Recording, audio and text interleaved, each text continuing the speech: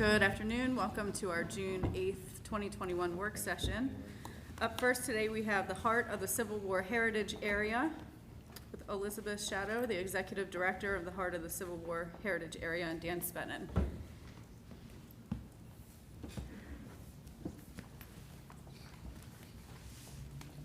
Welcome. Well, good afternoon, and thank you to the Mayor and Council for allowing me the opportunity today to update you on the Heart of the Civil War Heritage Area and to make a case for financial support. I am Elizabeth Chateau. I'm the Director of the Heart of the Civil War Heritage Area. We're one of 13 certified heritage areas in the state of Maryland. We're certified by the Maryland Heritage Areas Authority. And we are, like most of the other heritage areas in the state, we're an independent nonprofit organization. With me today is Dan Spedden. Of course, he is well known to you as the president of the Hagerstown, Washington County CVB. He's a former board president for our heritage area. He currently serves on our advisory council, and he's a member of the Maryland Heritage Areas Authority. And also with me in the audience here is Rachel Nichols, who is our Heritage Area Assistant for Washington County, and our summer intern, who is learning a lot on his second day, John Echeverria.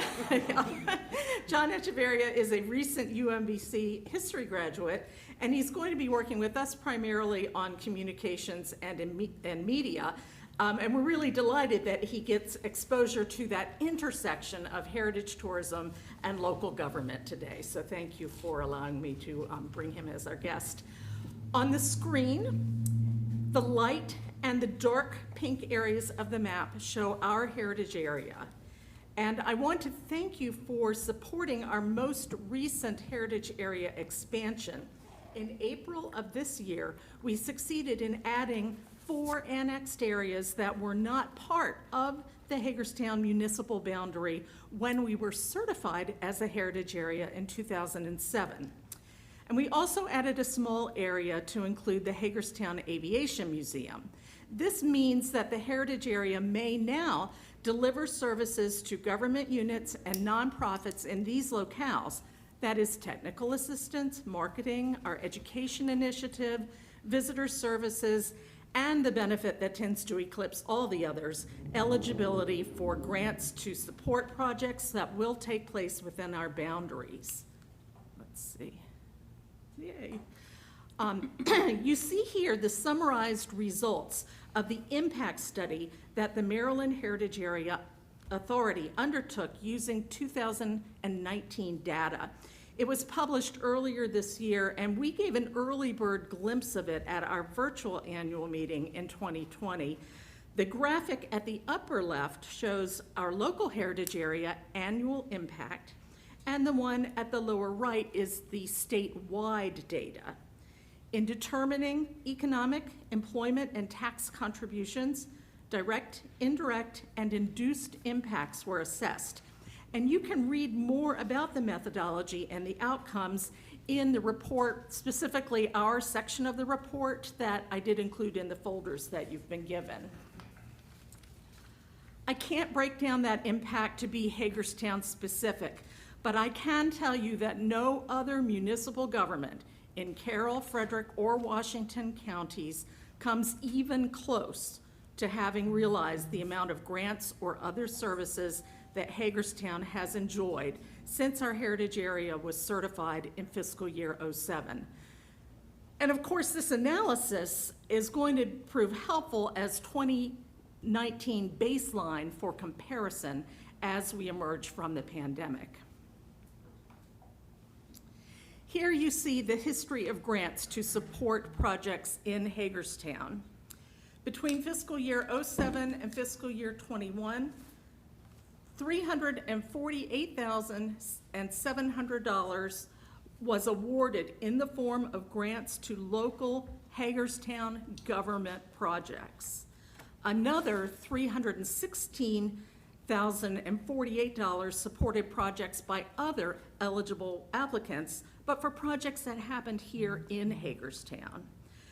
And then for 2022, that fiscal year, a collective amount of $126,369 has been requested by the city of Hagerstown, along with several other nonprofits, for projects that will take place in Hagerstown. And those projects are being reviewed by the state now. So just to give you a quick glimpse of some of those projects over the many years that have been funded. Here you see the Enhanced Sidewalk Cafe District. It was awarded a couple of different grants early on in our program, and I think that perhaps that was a wonderful asset to have most recently when we needed outdoor dining. This slide shows one of the interpretive markers, the many interpretive markers that elevate history throughout the town. These were implemented by a series of grants with Steve Bachmiller from your planning department as the genius behind that program. The suite of markers and other affiliated assets were recognized several years ago with a Maryland Historic Preservation Award. Major support through 2 grants has been invested in the initial and second phases of the Cultural Arts Trail.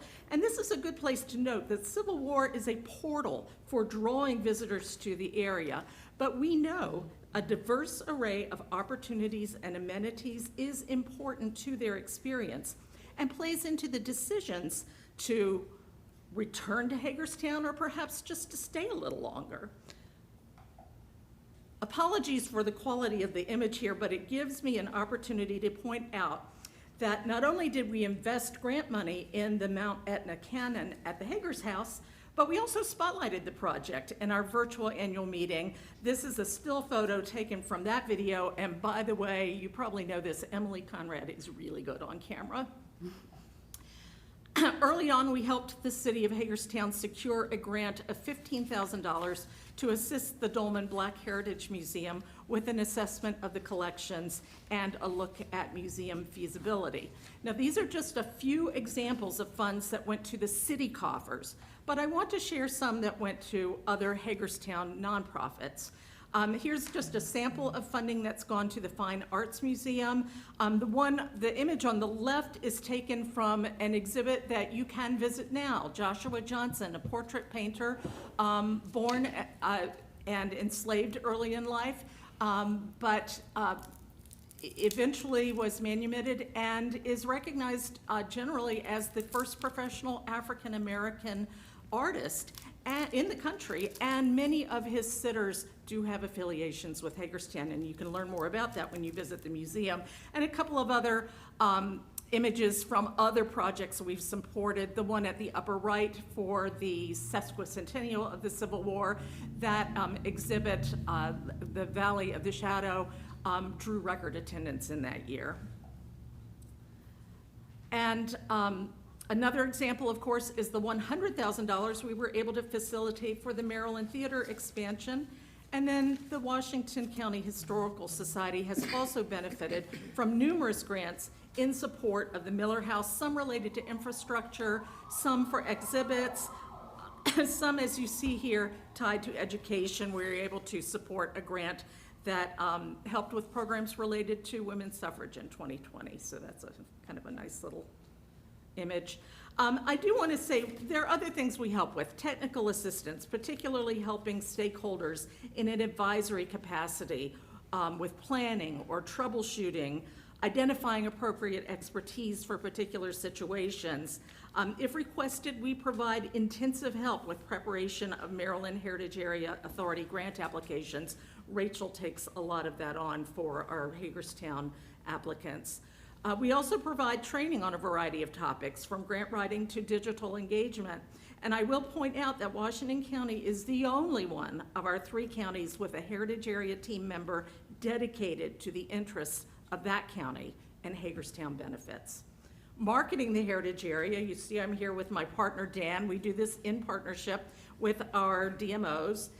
This past fall, we had an incredible response to native advertising on the topic of socially distanced Black history experiences that could be enjoyed in the Heritage Area. And Hagerstown's new Underground Railroad walking tour was one of the features We developed these campaigns for Baltimore Magazine, Philly Magazine, and Google AdWords. All the media outlets reported that the ads performed extremely well, but the thing that really caught my eye is analytics showed a huge response from people aged 34 and younger. And this is inspiring us to focus more on marketing content that will appeal to the changing demographic of our communities.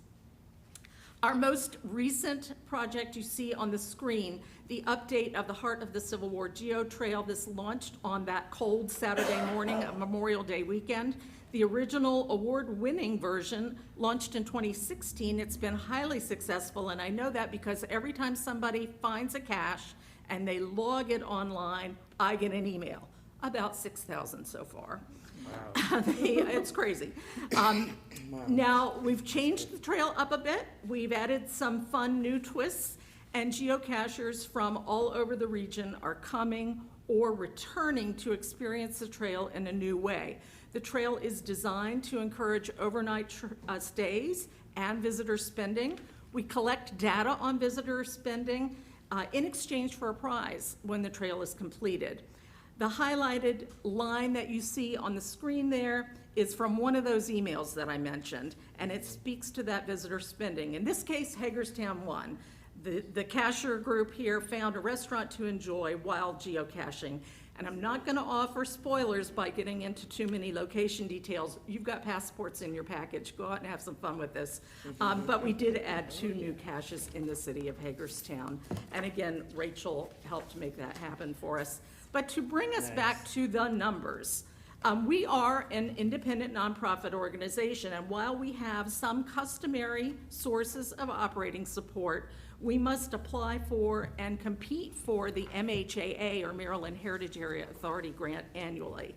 And our tourism support is something that we check on each spring to secure commitment for the next year. Customarily, that support is always there, but it is something that could potentially vary. Those sources cover about 75% of our operating budget, and we raise the remaining 25% from a variety of sources, including municipalities. So we very much hope that Hagerstown will help us financially. No service or heritage area grant would be possible for the city government or any nonprofit in the heritage area if we didn't exist as the management plan, as a viable management entity for the heritage area. Literally, the city of Hagerstown would not have been eligible for any of the grants that it's already received or any of the other benefits that we bring to this community. It's a symbiotic relationship. Our management entity must operate successfully for Hagerstown to enjoy the rewards of being part of a certified Maryland heritage area. Now, when I initially sent a funding request to the city in December, Dan followed up with a note suggesting that $600 per month from the hotel tax would be a good target. That would be $7,200 for the year, or 3% of our operating budget. That's an amount that I think is both reasonable and fair, and the more you help us, the more we can help that tax fund grow. In the history of the program, the highest cumulative amount that any other municipal government has received in heritage area grants is the city of Westminster, coming in at $28,025. That's as opposed to $348,700 that the city of Hagerstown has received for that exact same period. And Westminster has already committed to supporting the heritage area financially in fiscal year 22. So I thank you all for your time, and I know Dan and I both will be happy to answer any questions. Do you guys have questions? I don't have any questions. I know how hard you work. I appreciate everything that your organization does, and you're right, it's invaluable what you've been able to do for our community. Do we decide, I guess later on, we decide about what to do here? Okay. Yeah. Yeah, it's a tremendous amount of money, and it's a tremendous asset that, you are to us, so I appreciate all the hard work. Thank you so much. Yes, it's absolutely. a labor of love. Yes, I know you love it. You do such a good job. Do you guys have any questions? No? All right. All right. Well, Thank you very much for Thank you being very here. much. We appreciate the presentation. And thank you for Dan, all you you were a do. huge asset. I was. You're just there for looks.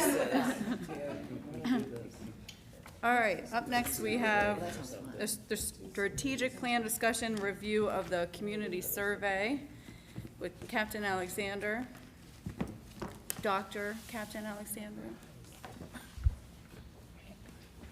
Yeah.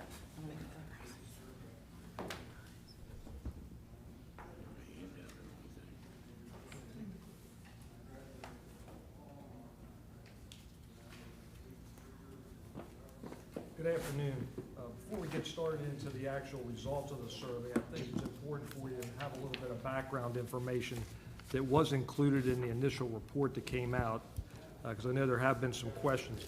What we're presenting today, as you can see, are the results that we got back on the random surveys, which were the ones that were mailed out, versus the ones that were placed online by the city, the online surveys. Just to let you know, and I'll explain why it was important to do it the first way, because there was a lot of questions.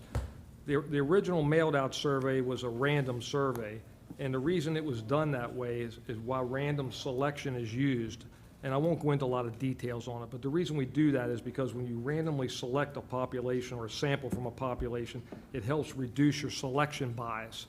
So we first had to determine who we were going to survey. The easiest thing I came up with was looking at the city of Hagerstown as far as the police beats, the patrol beats that we use actually are divided into 4 quadrants with a downtown section. The downtown section was eliminated because it's primarily businesses, and we were looking for citizen input, people that actually live within the city limits. So we ended up with 4 quadrants. In order to use, like I say, random selection, I got with actually, the selection itself came from a list that I got from Paul Falk from the assessment information, where we looked at commercial properties and we eliminated, we looked at tax assessment, we eliminated commercial properties. We were also able to eliminate abandoned houses where there were no residents through the assessments and tax information. So vacant houses were also eliminated. By randomly selecting from 4 different areas, we have southwest, northwest, northeast, southeast. When I used a random selection, it's actually something that's called proportional random sampling. There's 4 different quadrants that I use. So to get the most accurate sample, we actually surveyed each quadrant. Otherwise, if I surveyed those 4 quadrants together, you run the potential of pulling most of your respondents from an area. It's just the way the luck of the draw goes.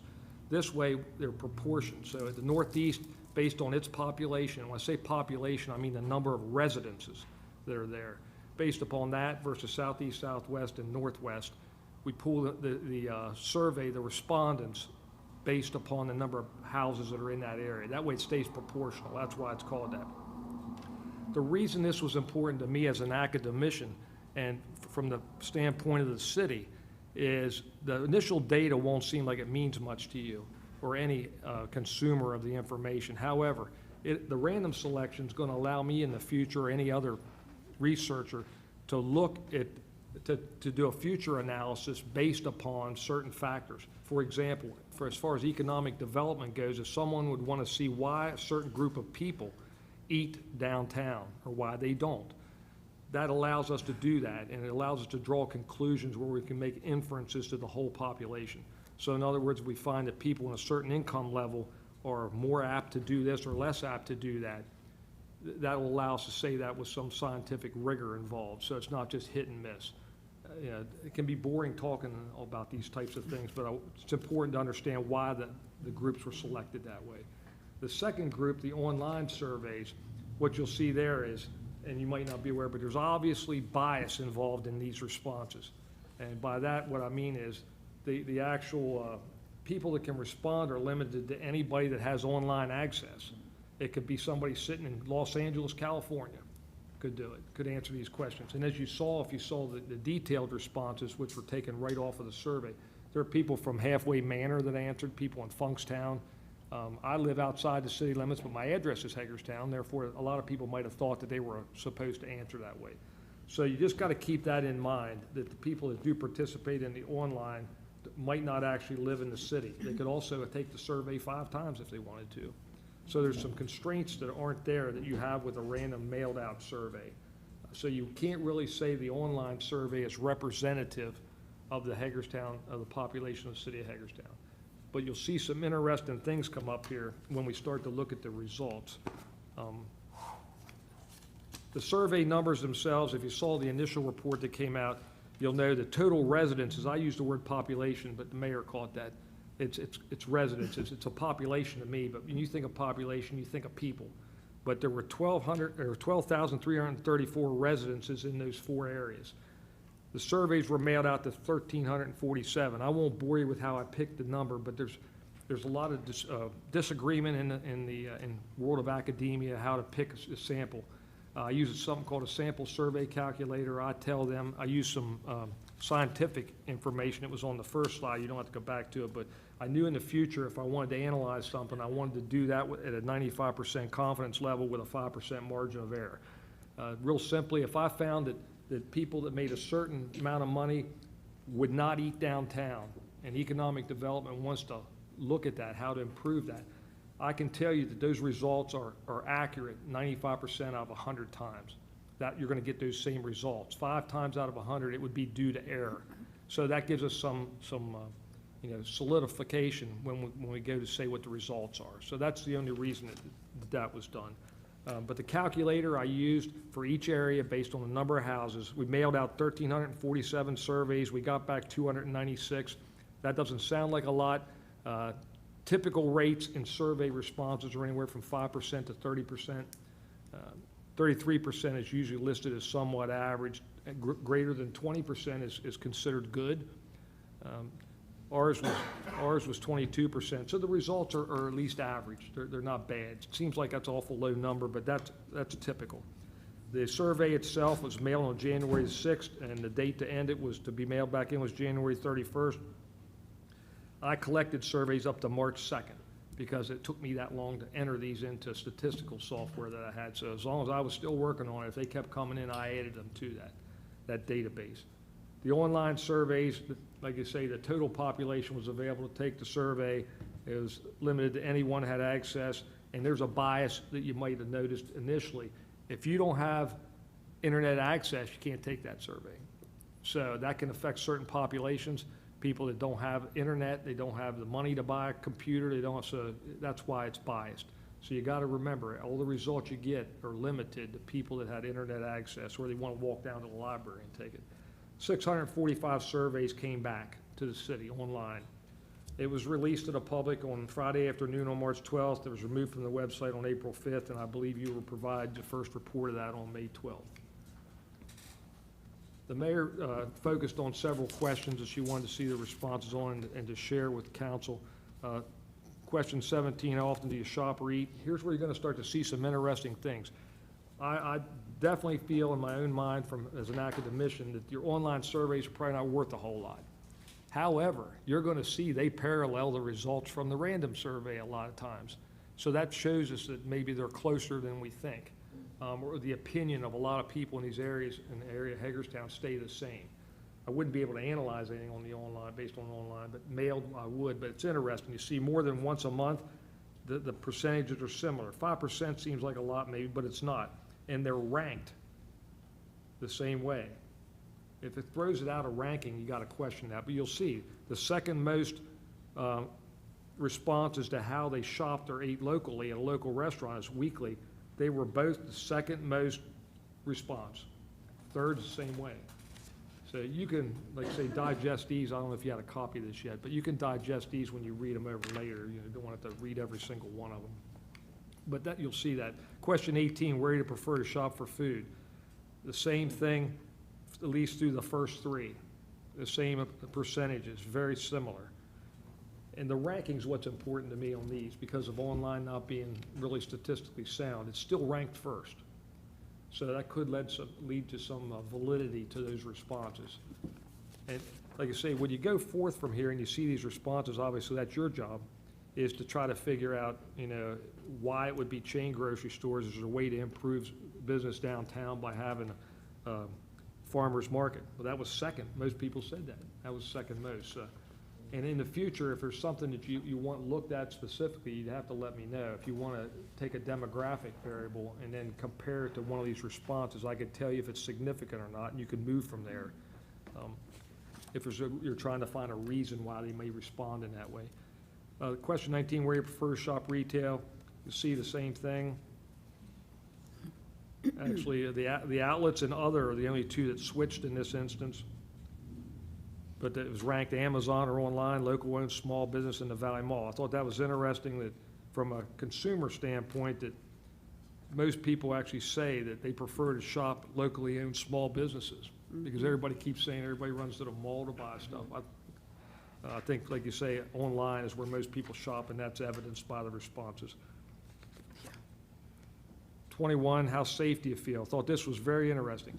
And because you hear about how people saying how unsafe it is in Hagerstown, how there's a lot of crime. And there could be a lot of crime, but you still feel safe, obviously. But it's interesting because another question later on is going to kind of reverse this, but there's an explanation for why that happens. But you'll see here that most people do feel safe.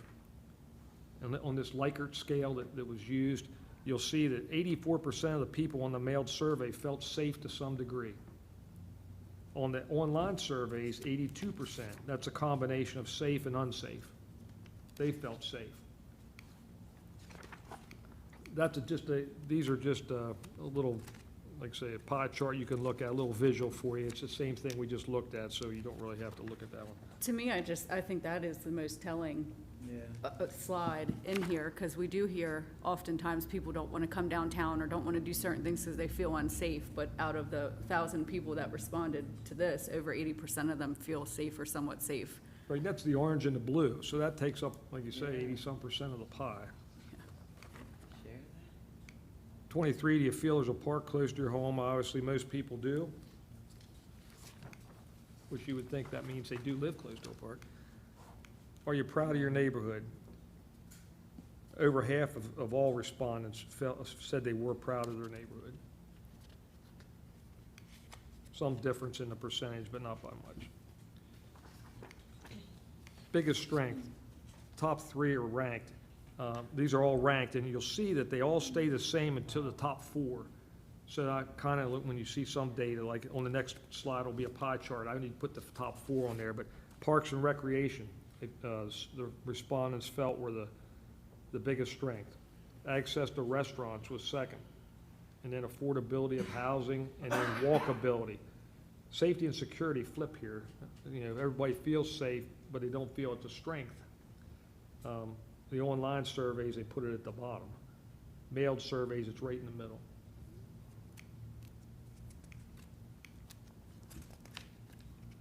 That shows the top 4. That's the same way with the pie chart, just reiterates that the parks and recreation are the biggest strength. Here's where there's some issue where you'll see everybody feels safe, but one of the biggest issues, the first 4 are the same. The biggest issue in both instances are drug addiction, then blighted or vacant houses, homelessness, and then safety and security. So they don't feel safety and security is one of the most important issues because they do feel safe. So it's like right in the middle, which would be about what you'd expect because they feel that these other problems are more important.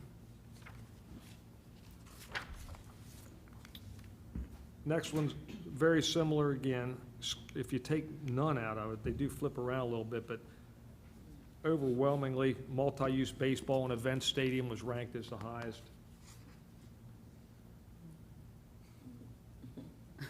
Amphitheater and indoor sports complex flip-flop. Still in the top 4. Still in the top 4. Yeah. Still in the top 4.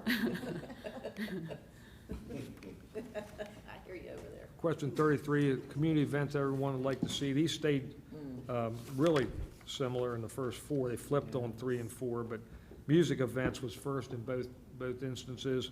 Art festivals, second. And then cultural events in the mailed surveys, that was number 3 there, but it was 4 in online. Neighborhood block parties was 4 in mailed, but it was 3 in online. And then car shows, and then the I would refer to superfluous responses, the other, no response, et cetera. Here's where I felt it flip-flopped from before when I said safety was a primary strength. It comes here as what safety measures would you like to see? And the open-ended, these were open-ended response. I don't know if the mayor wants to go over these, because I compiled all the other ones. She had to read all these responses that I gave her and then come up with summaries for them. So she could probably speak more to those than what I can. There's I only just took the thousands of information she pages, gave no me. big deal. What's No that? big- I said it was only thousands of pages, no big deal. So for these, I just went through the open-ended responses and picked out, primarily everyone said the same thing. One of these 5 categories, they wanted to see more police, speed control, speed bumps, better lighting, more cameras, and community watch groups. There was a lot of responses about speed bumps. And we're gonna get to that later and why we can't just put speed bumps all over the city, but there was overwhelmingly more police and speed control and lighting. I'd say we're the top there. For the open-ended responses to, are you proud of your neighborhood? If they said yes and they wanted to elaborate, they all pretty much fell in these categories. They felt it was clean, it was diverse, it was safe, they had friendly neighbors, they were close to parks, their neighborhood had pride in ownership, pride of living there, beautiful architecture, and it was quiet. Online surveys, very similar, good and friendly neighbors, good architecture, it's safe there, quiet, diverse, near parks, and well-maintained, well-kept. So everyone that said they were proud of their neighborhood pretty much said it was for one of those reasons, or all of those reasons. Now, for the people who said no, they were not proud of their neighborhood, fell under, they need more police, they have unfriendly neighbors, there was trash, drugs, rentals with no pride, homeless issues, and they felt code enforcement was not enforced. The online survey pretty much said the same thing: trash, panhandling, drugs, crime, homelessness, landlords not held accountable, they need more police, too many naysayers online about our community, and I want to hug whoever said that one because I agree. Rundown houses and too much noise, car radio volumes. There was a lot of comments about that in the online survey, people complaining about people listening to music loud. How to make our community more positive. The mailed survey, the responses fell under clean up the trash, bring back community pride, have more police, get rid of panhandlers, get rid of double taxation, more small restaurants and small businesses, better internet options, change the bad attitude towards the city, and more access to fresh local produce. Online, more police, more parks, clean up the trash, have more events or block parties or cultural events, better lighting, better nightlife options, then drugs, crimes, youth events, and homeless.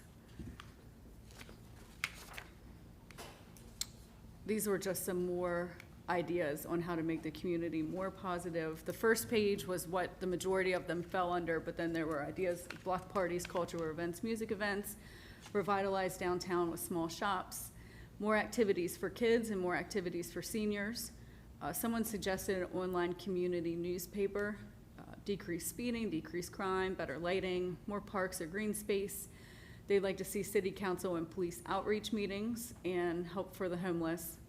Online also had downtown stadium, help homeowners with renovations, an Amtrak or better public transportation, more volunteer opportunities, blight removal, and more community gardens. I think if you look, a lot of those ideas were things that we discussed in our planning session and things that we're gonna implement or look into.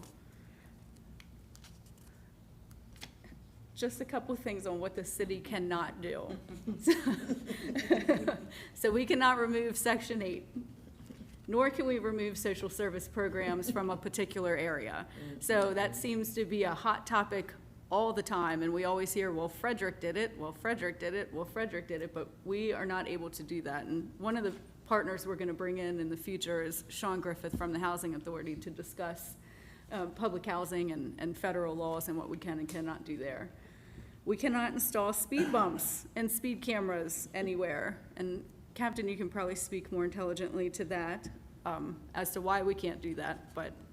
Well, speed bumps themselves, I know when Tim Young was here, we discussed that several times, him and I personally. And there's certain guidelines the city has to follow to install speed bumps, and they're beyond you know, what I can explain to you, but it's very difficult to get a speed bump placed somewhere. Private property is different. I mean, if you own a shopping center, but public streets, it's very, very difficult. The bar is very high to have that done, and it's almost impossible in my opinion.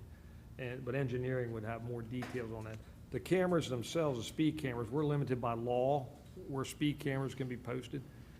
Speed cameras can be posted right now in Maryland and in our area. There's some exceptions like Howard County or Montgomery County, et cetera, but here it's within certain footage of a school. So you can't just put a speed camera anywhere you want to put a speed camera. Thank you. So. Something that we hear all the time and was relevant in the survey was, why don't we use the YMCA for a homeless shelter, for community outreach, for whatever. We would love to do that, but we don't own the YMCA. I think that's a big misconception that the city does own it, and we do not. We can't tell people released from prison where they can live. It's another hot topic issue we hear often. There was legislation that went in last year to try to transport people who are released from prison back to their home area, and it failed. So we are not able to do that. And last, Antietam Cable does not have a monopoly. They do not, any internet service provider is welcome to come in the city of Hagerstown, but right now them and what was formerly Hagerstown Fiber are the only two that are here. So other community ideas, these were just good ideas, that I thought people had and just wanted to high-level mention. Bring back the city fair, the online community paper, a program for teens and kids, trash bins on street posts. There was actually a lot of suggestions regarding that. Positive signs like smile and be kind. I like that idea. Repair rundown structures, tougher punishment on crime, hold them accountable. Community events in the winter, not just the summer. I think that's a good idea too. Advertise coming to Hagerstown and DC and other areas. More information about events, programs, and new businesses coming to town. Plant trees. Encourage pay it forward days. More neighborhood events. Grocery stores within walking distance. Inclusion and cultural events. Community barbecues. I love that idea too. And a place for concerts. Like an amphitheater. That might have been my suggestion. So overall summary, people overall feel safe in Hagerstown. Residents are proud of their neighborhood when it's clean, when the community takes pride in ownership, and when they feel safe. Residents aren't proud of their neighborhood when it's dirty, there's no pride, and they feel there's criminal activity. So I think for us, that gives us a starting point of, obviously trash is a major issue. We heard that all throughout. Some other things that we want to work on with our strategic goals and planning. So we had discussed also doing a more like solutions-based approach to meetings, like how we did the panhandling. We brought in the community partners to say, you know, what can city government do? What can our citizens do? How can we help? So I plan on doing that over the next several meetings for drug addiction. We're going to bring in the health department and have them discuss what initiatives they're working on, what city government can do to help, and what our citizens can do to help. Same thing with trash, same thing with homeless issues, and all the issues that were pointed out to us. So we can bring in community partners that are already working on those issues and see how we can be better partners and what we can do to help move the progress of those issues forward. So. How come we can't put speed bumps there? I don't know, talk to engineering. Is there a way to continue this without mailing the survey and the online? Because I understand that was a lot of work, and thank Yes, you thank you. very much for that. That was incredible, all the work that you've done, both of you. Is there a way to increase citizen participation, like with an online, I know that there's something called a Mind Mixer that other communities have done in order to gauge the participation and gauge the feedback and ideas and get them involved in like budgeting decisions even, rather than doing this online survey? I'm not familiar with Mind Mixer. So you've used it? Yeah, we used Mind Mixer about probably 6-7 years ago. Okay. So I'm not sure what their situation is now. But we did have non-mixer for a few years. Was it helpful then? I wasn't directly involved. I do think it did give a different type of platform for community engagement feedback. Mhm. But again, it changed, I believe, after the first year or two. When we had started, it just started to get a feel for it. I tend to remember it being it turned into just a complaint. instead Right. of a- I think that there's a way Yeah. to model it where it Yep. isn't like that, because I think that our citizens are very blunt, you know, they want what they want and they don't want what they don't want. But I think if we give them a platform in some way to be able to communicate with us, because they can't always come here at 7 o'clock on a regular session, I just think that there's probably a way for us to be more engaged. And again, I do think that we need to go into the public and go into in-person meetings, Yes. but I do think that it would be I think it would be worth it to evaluate that opportunity. Yeah, and the one thing Captain Alexander said also, obviously with these online surveys, if we could find a way to make it, to take that bias out to where someone sitting in, Paducah, Kentucky can tell us everything that's wrong with Hagerstown, it is a much better way to structure a continuing online, what it would amount to a suggestion box or that kind of a platform. So we can certainly look at. I think that we could take Imagine Hagerstown and really work with that whole thing and look at what Imagine Hagerstown actually could Sure. be, and help Kitty out with her outdoor events. Just something that we should continue and not just leave it at this survey, okay, this is it, we're gonna do some goals, but I do think that Yeah. we have to continue in some form of technology-based citizen participation in order for us to get better quality feedback. Like emails. No, not, I think that that's helpful, but I think that if there's this method in order for people to be engaged with the things that we're deciding, I think that it's just, there's a lot of information out there, but if there's a way that we can get a solid stream of information and be able to vet it, that it's not, kind of not worth it, I think that that's something we should look into. Yeah. Do you guys have any questions, feedback? Thank you. This was good. Thank you for putting this together. This is Yes, helpful. thank you very much for all of your hard work, and I guess we will release the survey publicly Put it online once it's whenever done. you're ready. Yeah, okay. So that way everyone, that was just a high-level overview. Obviously, there is a lot of pages of information. I We'll put believe you're that out. gonna talk about it more on council wraps later. Yes, Okay. thank you, Doctor. All right, up next, we have street closure request, noise ordinance exemption for the Gingerbread Dash. Good afternoon. I have here today Sabina Spiker and Leah Perry from Girls on the Run, and I'm gonna hand the mic over to them in a few minutes. I'm just gonna do the bullet point recap of what their request is. So Girls on the Run is organizing a 5K for December, so it will not snow that weekend, right? It's called the Gingerbread Dash, and they will tell you more about that in a minute. The proposed date is Sunday, December 5th, and there are, the organization has requested street closures and a noise ordinance exemption from 8 a.m. to 11:30 a.m. on that morning. The race begins and ends at the Mural of Unusual Size, and they've already received permission from the Hagerstown Housing Authority to use that area for their setup. The streets that are impacted by the closure, and it's on the map that was in your packet, West and East Lee Street, South Mulberry Street, South Potomac Street, not the whole, just a tiny little bit of it, West Memorial Boulevard, and Summit Ave. Girls on the Run this organization has already met with the city's logistics committee. We've already kind of done our first pass at working out some of the logistical issues. I'm sure that we will meet again. This event is not till December. They were really on the ball. In fact, I think I first spoke with Bill, the organizer, pre-COVID, when he was first thinking about this. So we've been in conversation for a long time. So if the street closures and the noise ordinance exemption are acceptable to you, then the votes to approve would be on the June 22nd regular session. So there's the bullet point, and I'm going to pass it over to these women to talk a little bit more about the interesting part of the event. Hi, my name is Sabina Spiker, and I've been with Girls on the Run for 10 years, bringing it to our county. It's probably 11 years right now. But I just want to thank you and say on your goals for winter activities for events, we can check that one off for you. So I just want to leave you with that.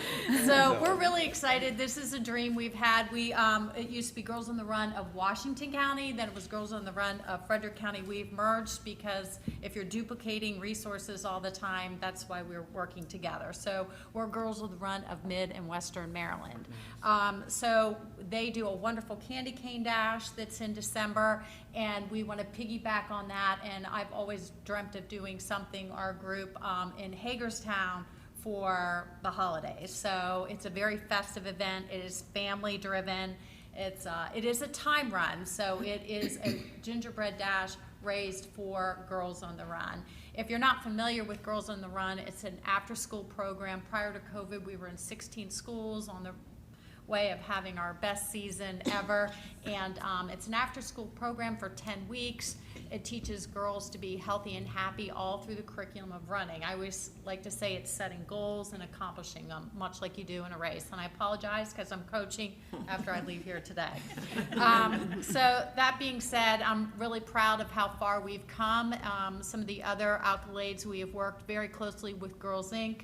We did Muddy Mamas for several years. Some of you may have run in it or know of that huge event. And we're very happy that we were able to, despite COVID, run Girls on the Run program at Girls Inc. I'll let Leah speak. Yes, we were very happy to work with them because it's a happy union. Just our focus is the same. It's about serving our girls.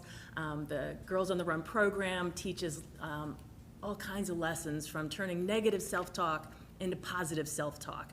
And girls, we know we never outgrow that. So yes, we teach lessons on managing your emotions, stopping and taking a breather. All of these things the girls practice at the after-school activities. They get to role play with their team and with their coaches, and then they take those lessons back home to their friends, their family, their neighborhood. Neighborhoods become our community. And those are the positive aspects of our program that start with the girls on the teams and branch out. The Candy Cane Dash was originally for Frederick County.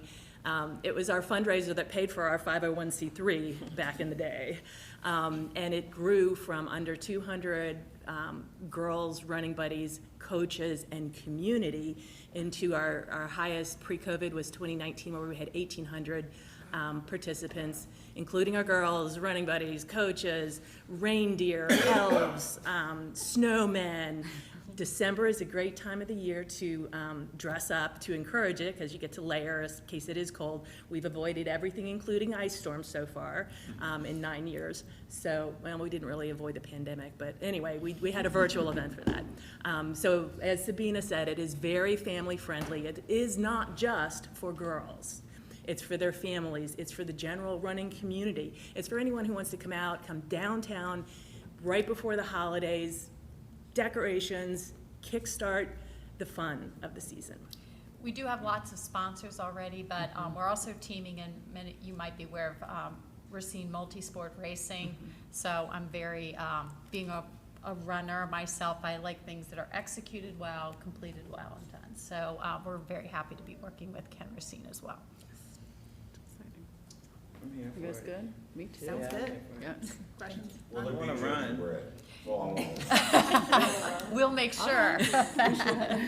You're all into activities today, Tanisha. Start training now. If you ever see Well, me we run would and love run to too, have you something's wrong. all to open our race. Yes, we would love you there at the starting line to, If I would be so Yep. bold to ask that right now. yeah, go ahead, yeah. Love to have you. to- Chase me. So if you ever see me run too, because something is wrong. That's all I'm saying. You start the race, but then you watch them go. Yes, There you exactly. go. We We would can be make- so I'll grateful. wave. I'll wave. I'll Yes. cheer them on. All right. We all need our cheerleaders. Great. Thanks all. Thank you Thank guys. you all so much. Thank you. I got tons of positive self-talk. All right.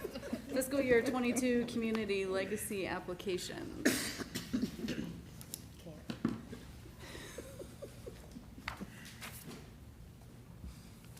Hello. Hello, everybody. So we are here to get Mayor and Council's authorization to submit our fiscal year 2022 applications to Community Legacy and Strategic Demolition Fund. For this fiscal year 2022, the Maryland Department of Housing and Community Development has $6 million in community legacy funding available and $7 million in strategic demolition funding available. So for our proposed applications, we are requesting $500,000 from Community Legacy for an upper floor market rate housing fund, and then $1 million from Community Legacy for vacant White Elephant Buildings Fund, and then $200,000 from Strategic Demolition Fund for Life Safety Plus, and then again, we're doing a pass-through for the Dolman Black Heritage Museum, again for strategic demo, $250,000, but with a little bit of a different focus than acquisition for this year's applications. Are you guys good? Yeah. Yeah. I'm good. That was easy. Okay. Thanks. White Elephant Building, I like that. All right, Catalyst Project number 3, development agreements for student housing. It's Jonathan's day. Good afternoon. So it's been a while, but back in January, we reviewed results of the request for proposal process with the Mayor and City Council on Catalyst Projects 3, seeking proposals for potential student housing projects in the city of Hagerstown. So continuing momentum with the first 2 student housing projects, one that occurred at the Patterson apartment building here on 100 North Potomac Street in 2015, and then also at 140 West Antietam Street in 2019, the city is hoping to utilize $200,000 of state community legacy funding to incentivize additional student housing projects. And during the review in January with the Mayor and City Council, we received direction to negotiate with 2 potential projects that would result in possibly $100,000 of state community legacy grant funding for each of those projects. The projects at the time were 170 West Washington Street, to be developed by 170 West Washington Partners LLC, of course, the old Nicodemus property that was sold to Trademark Properties, operating as 170 West Washington Partners LLC, and another property that was sold by the city through the competitive negotiated sale program, the Roslyn Building, 17 to 21 East Franklin Street, to be developed by WLR Residential Properties Incorporated. So between February, March, and April, and some of May, working with the city attorney, working with Mark Halsey, and also working with the developers, we've nailed down draft development agreements for these student housing projects. Very similar to how we've operated these agreements in the past, with one key difference. The first 2 projects did have a rent guarantee payment, and what occurred for those situations were student units or student apartments that were reserved for USMH students. If they had vacancies, the city and USMH would pay a rent vacancy payment to keep those units vacant and reserved for future student occupancies. USMH and what we had proposed this time for the recent RFP was no rent guarantee agreement. USMH basically has said they are not participating in such agreements anymore, and the city, we believe, would not make sense for us to continue in those agreements as well. So the scenarios that we've set up for these 2 projects were to address vacancy, and what we had negotiated with the developers, as highlighted in the memo, is prioritizing units in both of these developments for students, and we are looking at next May as a delivery date for both projects, for projects to be complete next May, and working with USMH and the developers, we feel that's a safe construction timeline for both developments. And at that time, initially seeking occupancy would be ideal for USMH physician assistant students, because the physician assistant program usually starts leasing up in May, because I believe their program starts at the end of May. And then throughout the summer, most lease-ups occur for USMH probably in July through August in anticipation of the fall semester.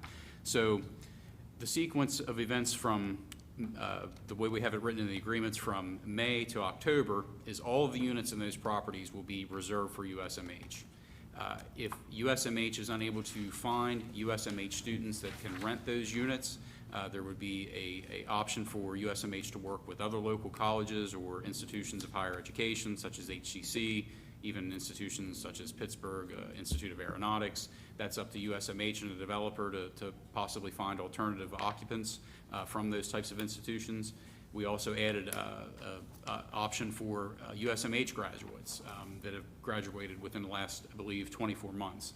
Some of the thinking behind that was we're seeing some of the physician assistants students who've relocated to this community for the program also express desire that they want to stay here and become physician assistants in this community. So that's where that option came from. There was also talk of local organizations that have paid professional interns working with USMH. There was some informal discussions on potential housing for interns. So again, that would be something USMH would work with local employers to possibly house paid professional interns. And from there, after those options, if any units remain vacant, we didn't expect the developers to keep the units vacant perpetually for months and months and months in between semesters. So those developers with USMH and city permission could then rent those at market rate. So that is the biggest change from the previous two student housing development agreements, is the removal of rent guarantee and then an addition of basically a sequence of trying to fill those units with students from USMH and then the other options built in. At the end of the renovations or redevelopment of those properties, again targeting next May, each developer would receive $100,000 of community legacy funding to incentivize those projects. So at this time, we're seeking the mayor and council's feedback with any questions or concerns on these proposals. We've already gotten USMH okay and developer okay on the current draft agreements. You guys have any questions? Good? Good. We'll be back for June regular session approval of 2 resolutions then for each project. Thank you. Thank you. Some new friends. All right, fiscal year 22, budget for general fund agency contributions. My neighbors now are little squirrels. This will be fun. Neighbors now are just little. Good afternoon. So I am back. I know per the policy, once a year, typically before the budget process starts in the month of October, somebody from accounting, myself or even Brooke, come before this body just to get an overview of, we've identified in the policy 8 core agencies or organizations that we guarantee, as long as we are putting forth funding, that they would receive some. We also at that same time get an overview of how much in total dollars we want to commit and put there through the budget process. So as a follow-up to the presentation earlier this evening, I'm just coming back before we send out the official memos. Typically at the point that this body does the final approval and the adoption of the fiscal year of any budget, so in May, typically by the end of May, we would send out a memo to all these organizations and say, you have been approved, funding will start for you starting in July 1, and here's the dollar amount that you're to receive. And as a reminder to them what we need from them in order to make payments, either quarterly or one annual allotment. So I'm here because if you look on the chart that I have included, we have $272,100 in general fund agency contributions in the approved fiscal year 22 budget.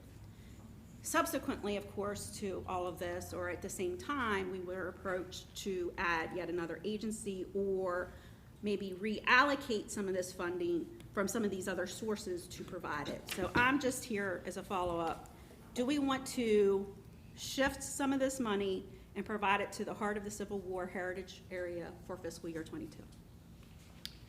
So their ask was $7,200 on, that's what the presentation looked like. All of these organizations, I think that, their presentation, and I've been a proponent of their, of contributing to them for several years now. Everything that they have done for us has done tremendous tourism dollars and has benefited all of these organizations, with the exception of probably Community Rescue Service, unless someone gets hurt. I mean, is there, reducing it, each of these contributions by $800 would give the $7,200, which is probably significant for some. I don't think that we should take a lot, 7,200 from one, or take $1,000 from one and not the other, I so. think 800 is a good idea. $800 from each organization, and I think that what they do for our community benefits each of these organizations. It could, potentially. Go ahead. I'm not just gonna point out, as I do each year, there are 600-plus nonprofits in this community. We are whittling it down and whittled it down from about 17 that we used to have on this list to about half of that now. Largely, this list encompasses those entities that exist downtown and provide somewhat of a service that we would otherwise probably provide some framework of if they did not exist. In addition to that, in specific to the Heart of the Civil War Heritage Area,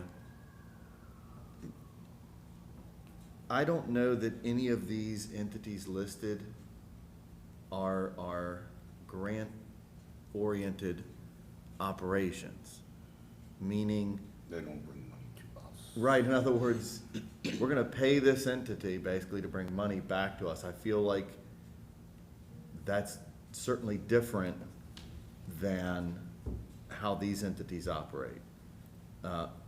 So if we don't give the 7,200, does that mean that our applications next year aren't looked as favorably upon?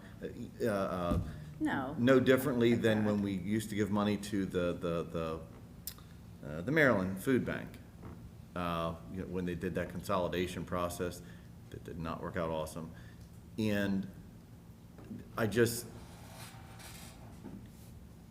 what other groups did we not reach out to or then aren't aware that we're having this conversation at the last minute of the budget process out of the 600 plus that exist that would have also liked $800 carved out for them? I mean, I guess that's where I have a hard time picking, and why when I looked at that list 10 years ago, when it was much larger, and said, I don't know how you choose, because there's probably a dozen organizations that exist within our city, that operate within our city right now, that we could carve out just as easily for. And that's why I just can't get beyond this specific group of what are quasi, I'm good with the 7,200, and just to note that they would get to carve out $900. Thank you, because that was gonna be my comment. Oh, because of Discovery Station? No, Right. because there's 8 organizations. Oh, the 8. Right. Okay. So I can carve Yeah, out okay, 800, which would be 6,400. Yeah, it's math. Just as Yeah. general Ew. background, as Councilman Alshire was mentioning some of the other organizations we gave to in the past, we did at one point, again, right before we adopted the agency contribution policy, do a one-time, I think it was 5,000 to the same agency. And it was a very deliberative, very fun time. We spent lots and lots of meetings getting to the point where we decided what those agencies were gonna look like and who they were. So I certainly understand the question, and I cannot respond to the question either. I am not sure if we do or do not provide monies, if it does or does not impact any grant funding opportunities that we have. Well, we've never Yeah. given before, so, I mean, they've been very helpful and generous, so I would say that it doesn't, but I don't know. No one knows. Yeah, I mean, I just think those other countless entities deserve that same level of consideration then, or fair consideration of the process to know that that money's available. I agree. Rather We should have a than come community in participation now thing. at the 11th hour of our budget adoption and suddenly say, hey, we'd really like a cut. This isn't the first time they've asked, though. Yeah, I so mean, they this emailed is- us in January. This is not Yeah, the first. I get that, but I don't know that we've sort of given the okay to in general, that, you know what I mean, that it's available for consideration. prior to the Available adoption. for consideration every single year, Yeah. because we get requests on a constant basis for Yeah. assistance from all kinds of different entities. And I realized that, we did was an arduous task to go through and dwindle it down to where it's manageable but again, there are, and I don't know if this 7,200 is gonna be, in perpetuity, like we have for CRS and the Maryland Theater and those other entities. Yeah, But, they come in, again, it was noted that, they put a request in back in January, and,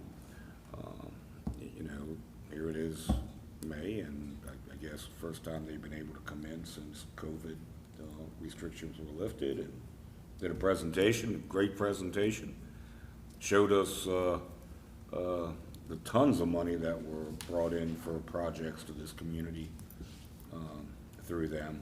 So, again, I'm in. I think it's a worthy cause, and I don't think $900 from each of those entities is going to hurt them. So, Not them.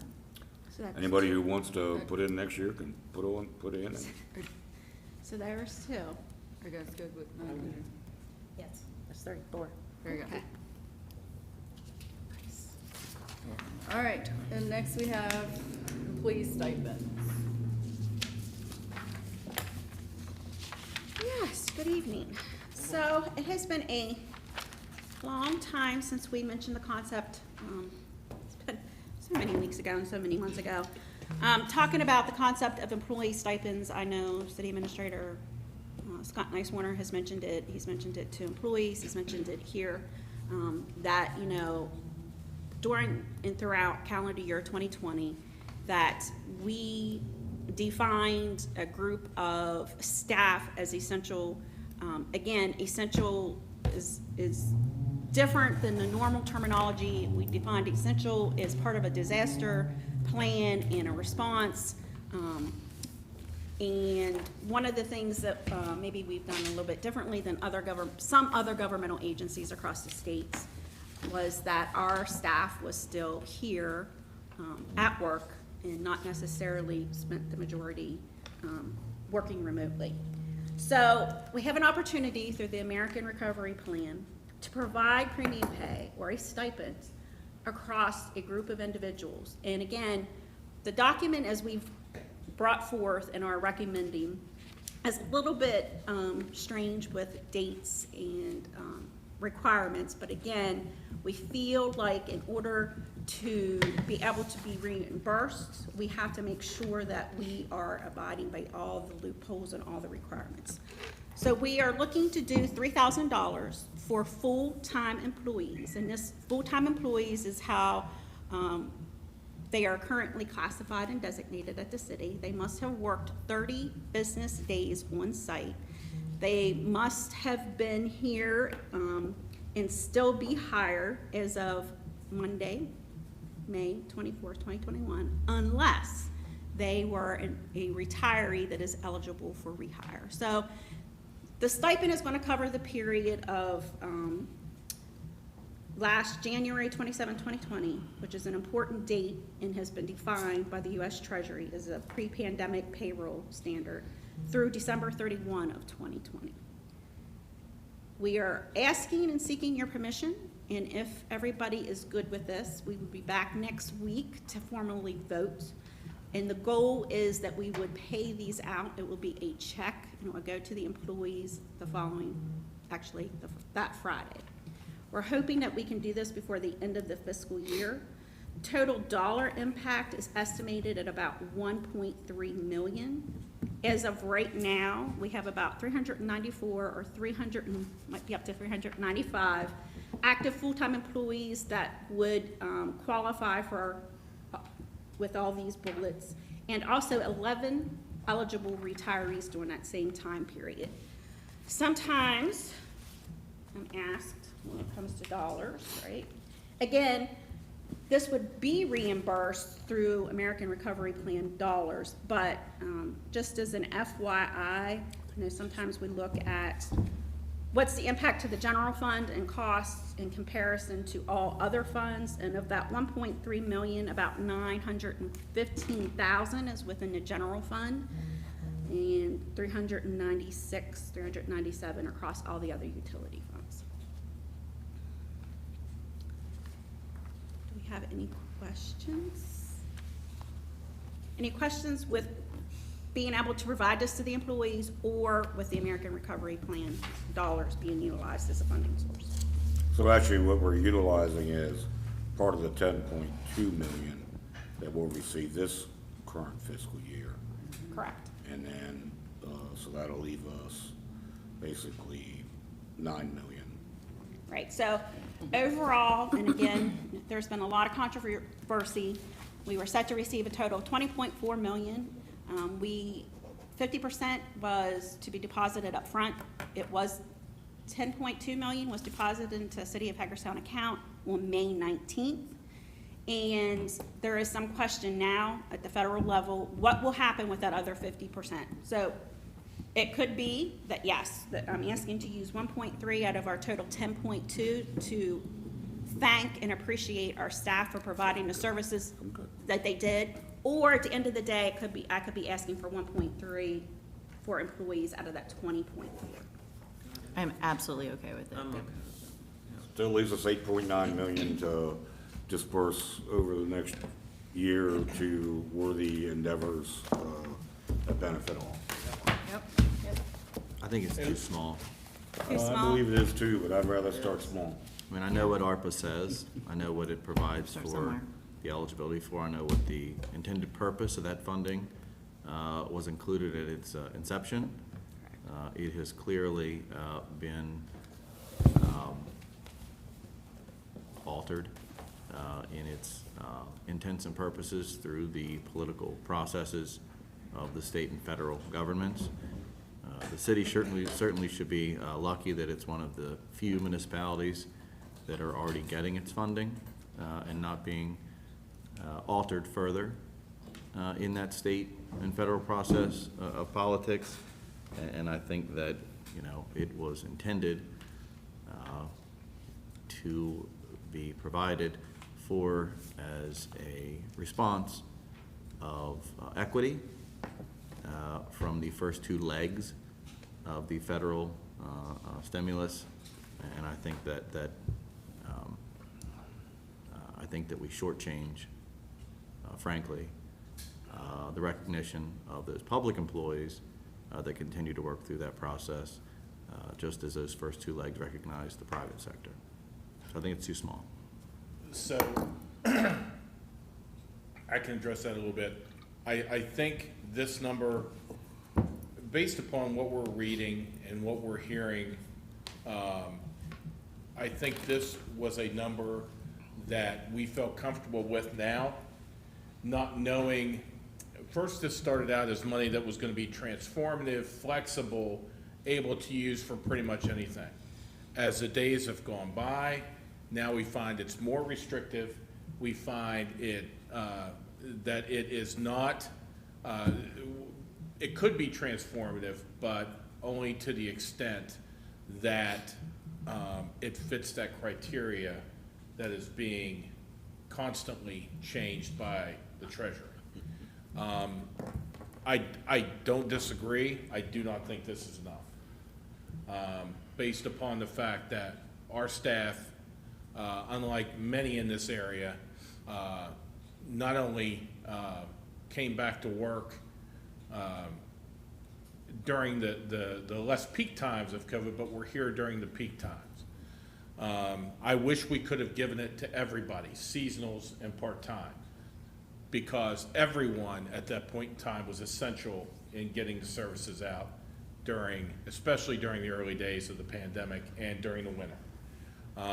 But the federal guidelines don't allow us to do that. I am still hopeful that should we, as we get down the road, and we are meeting weekly, and the mayor's part of the group that meets, on the projects that we are trying to shoehorn into the four main criteria that the government has put forth that we can use this money for. I am hopeful that once we get a better handle on that this $3,000 could perhaps become more. But we thought this was a good way to get money in people's hands now. Maybe allow them, if they weren't planning on taking a summer vacation, maybe give them an opportunity to do that, give money in their pocket now, and then as we get down the road and things become a little less nebulous, then we can approach this again and say, hey, let's see what else we can do. So that's kind of the philosophy behind Can that. you maybe send out an update through an email about what possible projects that you're trying to shoehorn in? Could do that. We've got Long list. it's a long list. It's okay, because there may be some things that you're not seeing, that you're Sure. not getting, so. Sure.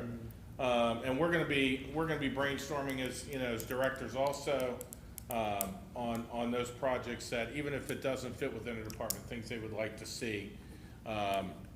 But the problem is, and now everybody's an expert in what, and what you can use this money for. That's part of the problem is you hear from one group of one association, you can use the money to buy widgets because you couldn't buy widgets during COVID. And then you hear from another association, oh no, you can't buy that type of widget. You might be able to buy another type of widget as long as we've all been there. So, yes, we can absolutely do that. The session we had, strategic planning, community survey, that provided a lot of good information for us, and that's all been included in this, in that list, but we can get that list to you, absolutely. Cool. And just to kind of take a step back and address that, and I am very sorry, should have done it. I was so excited, we were like ahead of time, so I was trying to keep the pace. But there are a lot of restrictions, and unfortunately, a lot of things that were already in place with the U.S. Treasury that had definitions in place with the CARES and federal dollars, a lot of those definitions remain, meaning a lot of the same restrictions that were in place with the first round of federal dollars that went out to counties and health departments and where you could spend things kind of left and in place, and it kind of pigeonholes not just municipalities, but counties and states. We can all spend our monies on the same things, and a lot of the things that are very clear and easy and laid out as great examples are all the same things that everybody's already done with that money. One of the other struggles that we have is we got to do this whole circle. You got to connect. This is the lingo they keep saying. You got to connect the dots. It has to, aside from the infrastructure on the water, wastewater, and sewer side, everything else has to be connected to COVID, how you mitigate, how you respond, and then you have to be able to come full circle and show, like, once that is finished and you spent those dollars, the impact that you were meant it to have and what it truly had. We have a group that are starting to meet weekly. We're starting to come up with ideas. The goal is that we will have a person or persons being a liaison to come back once we can get a handle and meet here with mayor and council maybe once a month, maybe once every 2 weeks. And yes, to keep adding to those lists of ideas and then trying to determine if they are eligible and how. One other wild card in all this is the infrastructure bill that is being discussed. One of the main concerns I know of the League of Cities and the Conference of Mayors is the fact that one of the leverage points is going to be, being that this money was split up into 2 years, that Congress will take that second allocation and take it away and use that to help pay for the infrastructure bill.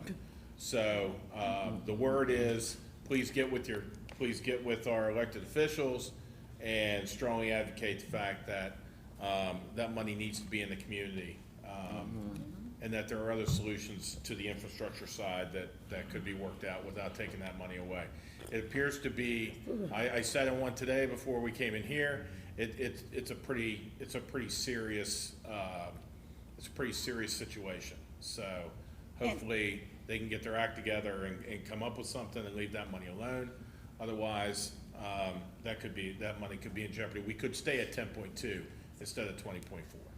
And so we know that we have a hardcore deadline. It is August 31st that we have to have an overall plan. I don't know what that plan or the reporting requirements are back to the U.S. Treasury Department. But here we are, it's beginning of June. If it's gonna be very detailed, I don't know if we're accounting for 10.2, I don't know if we're accounting for 20.4. And as Scott says, so right now, that second round, that 10.2 that we were initially set to receive next May, could possibly be reallocated as part of the infrastructure bill. That sounds like a wonderful plan. The problem is, it wouldn't necessarily, the way it's being talked about right now, mean the city of Hagerstown gets to keep that second round of 10.2 and use it for infrastructure. No, the US Treasury and the federal government would take all of that back and use it as one big bucket, and then however they're gonna allocate whatever that formula is gonna look like. So we might not get, for infrastructure, the 10.2 back. We might get something far, far less. And yes, I saw today that there is strong encouragement of governors, mayors, every political leader to actually get involved when in the past, you know, it's not something that any other layer of government that a leader would get involved in the choices of the federal government. But it's a little, it's very difficult because who knows if this decision will be made by August 31st.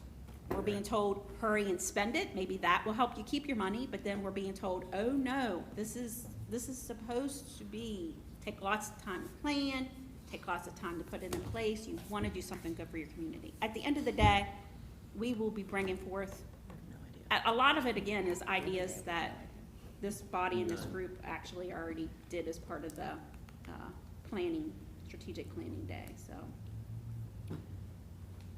We will find very positive ways to spend it and use it within the community. It's just, we're still a little hamstrung right now, trying to figure out all the exact details. And I certainly get and appreciate that this provides an opportunity for that. I'm just gonna say this last bit, and then I'll drop it, but clearly within that ARP process, public safety sector employees lobbied fairly heavily for that recognition, for staying the course, staying on the job, going out in the field through that process. And at a time when the private sector was, you know, getting reimbursement through the federal process, you know,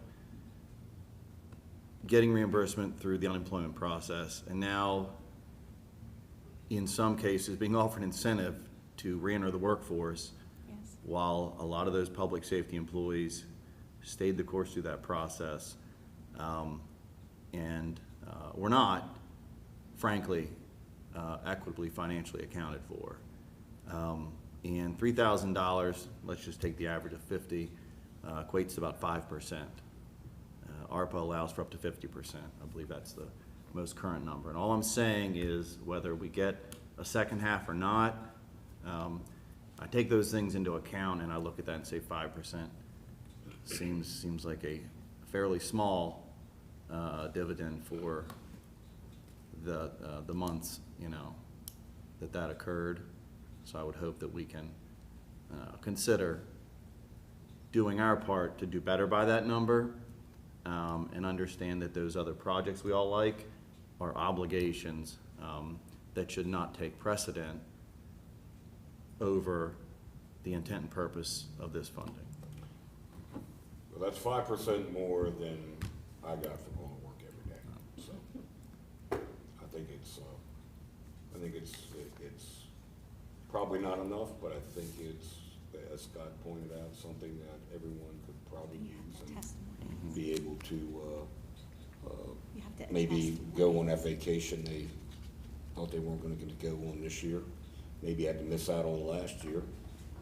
So I think it's a good number, and I think that it shows a commitment from the city to its employees.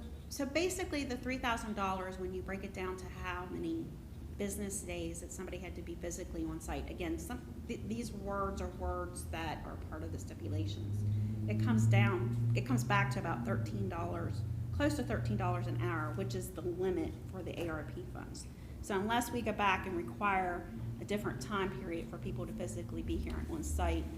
And one of the other things that I would say is, you know, there was language in here to allow and permit payroll coverage, not necessarily premium pay, but payroll coverage for other workers. But our public safety would not necessarily be qualified for that. Thank you. That's good. Thank you. Thank you. City Administrator. Just, Ay, ay, ay. Go ahead. A couple things. Happy to announce that Hagerstown is, after going several years not being part of this group, Hagerstown is one of 49 Maryland municipalities that have been designated a MML 2021 banner city or town. So the mayor will get to participate at summer conference and carry our flag and receive recognition having our second year as being a banner town after going many years not being one. So congratulations to all of you. A lot of this is because of your all's participation in the community, and so this is your recognition. This weekend, there will be a ribbon cutting ceremony on Saturday for the City Park Train Hub grand reopening. It's a free event. Ribbon cutting at 10:30. There'll be music, balloons, and rides on Tommy 202 that we all love to put our kids on and have them scream through the entire ride. At least my kids. First 100 kids will get a gift bag, so be there, be early, and get your goodie bag. And then the train hub will be open with hours that will be on the Parks and Rec site from there forward throughout the summer. The second community yard sale of the year out at the fairgrounds is Saturday, June 12th from 7 to 2. 72 yard sale vendors, so it should be some good stuff there. And finally, music on the square, June 11th at 5:30. Wild Whispers will be performing. So we've had some challenges with the weather, but still attendance has been good, and it's nice to see folks downtown again. And we hope we've got a ton of stuff coming up, especially downtown over the next several months, and hope to see a lot of people show up. That's it. Thank you. Kristen? I'm good. Nothing tonight. I'm good. so I received, Almost an at it. What? Well, I mean, Yeah, right, that's why we start down here. what did you say? Nothing, we're all. I got plenty of time, 6 Yeah. o'clock. I'm gonna talk for days. I received an email today, or message today, regarding the 7-Eleven on Salem Avenue and the concerns about the illegal activity that's going on, the grass that's too high, the trash that's around that area. And I know that we try to get really creative about the sheets up here on Dole Highway to try to curb some of that behavior. So I'm just putting it out there. You know, I think that that's another area that we need to focus on, and I know that HPD does a very good job of, you know, attending to the things that do go on there, but it has been brought to my attention. And I think we all know that. It's just a matter of making it a focus, that whether it's bridge to change to try to get some cleanup, whether it's code to try to get the owner to, you know, take care of the area. I went there today before the meeting, and the person was absolutely correct that the grass is high and it's just unsightly. So it's just a matter of that franchise owner, you know, taking pride in his organization there too. And I know it's difficult, but it's the same problems that we have at the sheets on Dole Highway. So just want to bring some focus to that building in that area. So that's it. Just real quick, I know that I talked with Kathy about this in the past. Quick mark at Fairgrounds and Tony, any idea when they're gonna have their lot paved? And I do not, I'd have to get an update for you. could you do that? I appreciate it, yeah. It is a very long time, isn't it? It has been. It's a very long time. I actually could have made asphalt by now. I Could am. you? You think? You are in a mood today. Real sassy. I just wanted to give a shout out and thank you to Temple Art Tattoo Studio. They are donating $1,600 to be used in the construction of the skate park. So thank you to Temple We are Art. getting skate tattoos there. Did you get one? No, what? And the only other thing was, if you could keep Commissioner Klein in your prayers, and his family. They're going through a rough time, and just say a prayer for Jeff. And that is all. Thank you. We are adjourned. Amen.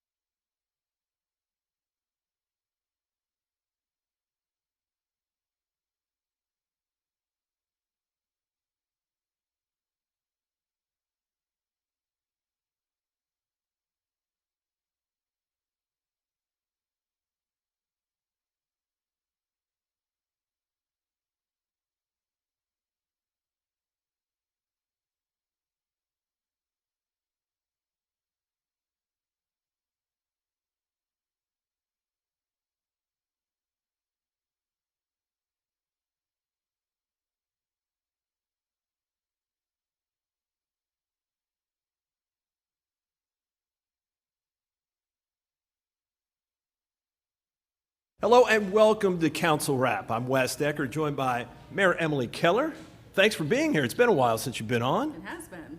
But we have this community feedback survey to talk about, and there was a lot of discussion during the meeting tonight.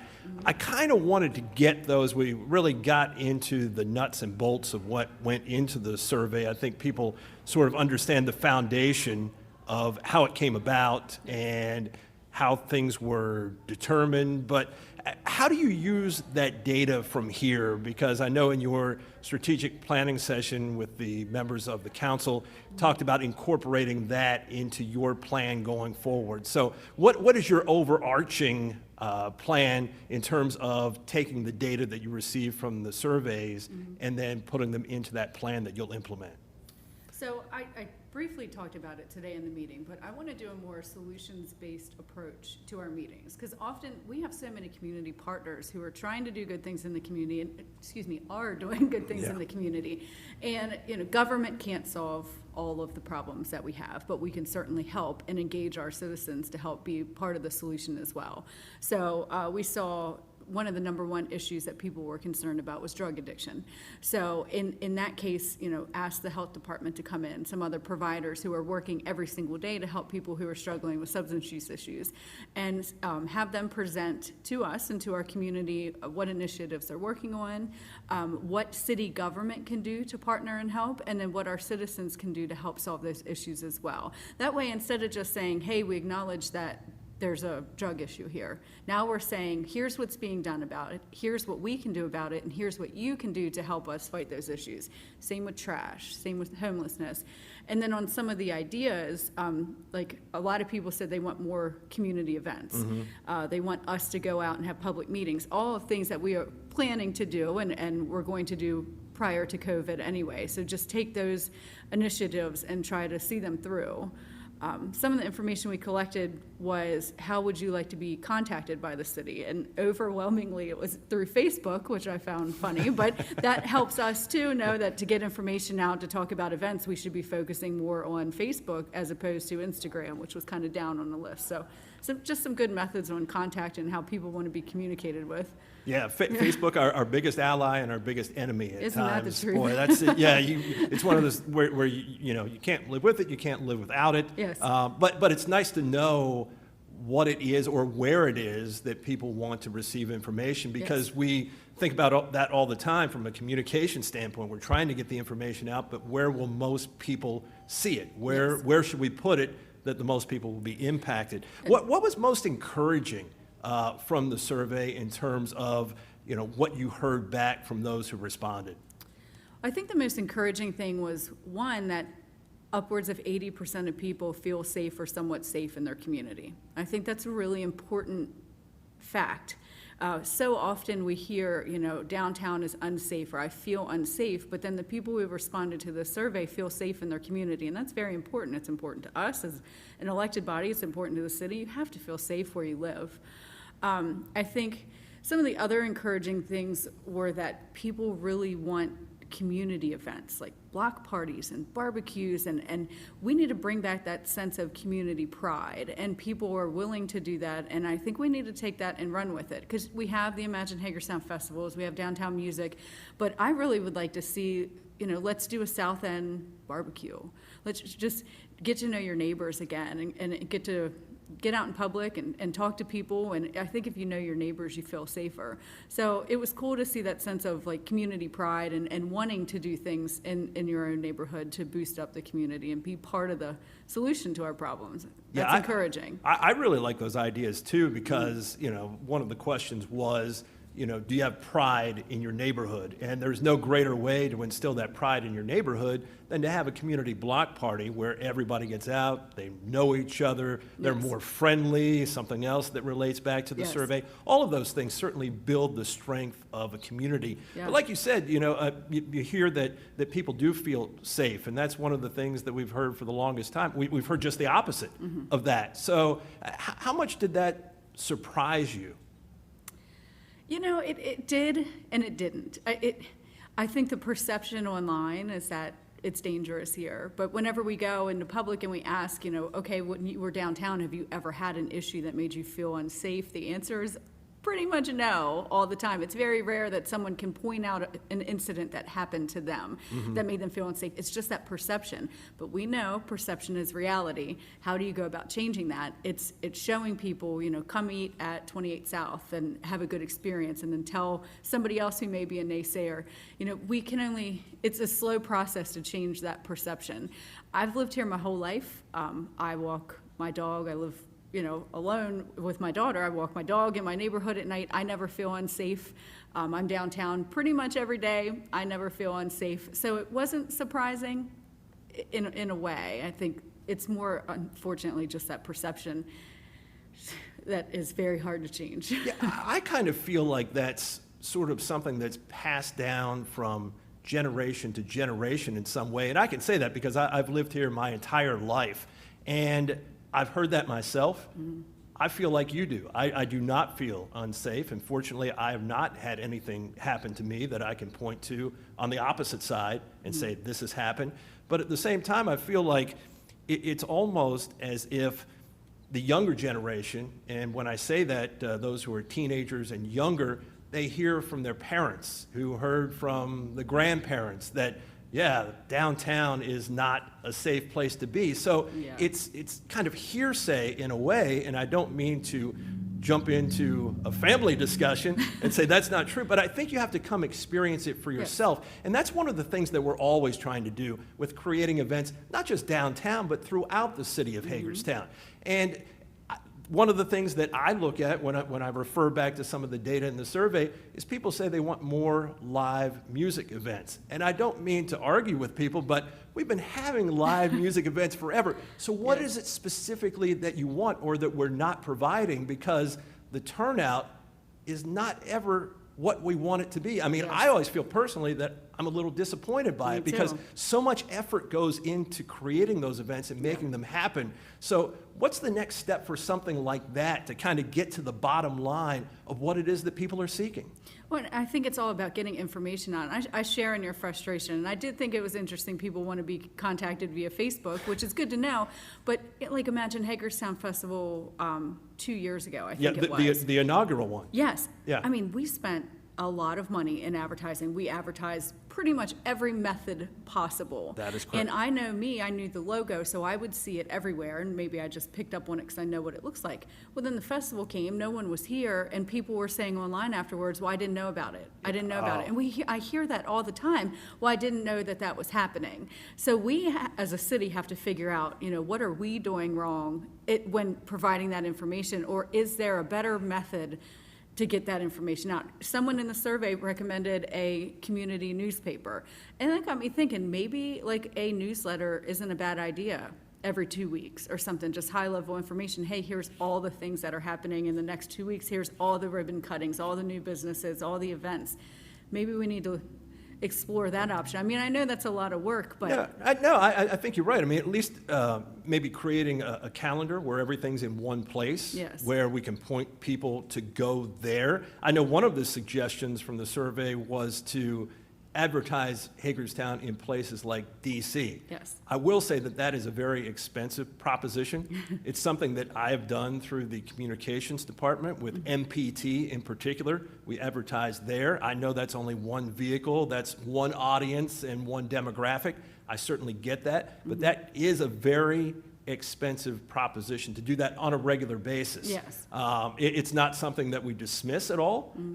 Certainly, I think we look at every opportunity, every avenue. We need to sell Hagerstown. Yeah, we need to exactly sell Hagerstown to people outside of Hagerstown as well. Why do you want to come here? Yeah. Here's all the reasons why you want to come here, and do that, to start bringing people here to see Hagerstown may not be the Hagerstown you think of in your head, or Hagerstown 20 years ago. I mean, we have changed drastically. And that it's part of a much bigger picture, just like we had representatives from Heart of the Civil War Heritage here earlier, and they talked about what they do and how things work for them. Yes, the Civil War is the draw, but then there are other things within Hagerstown. I mean, from the cultural trail on down.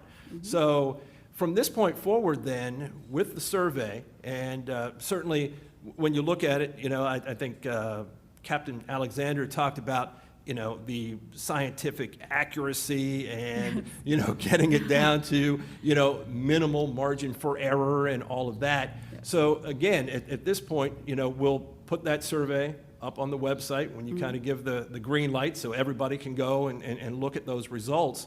But where do we go from here with this?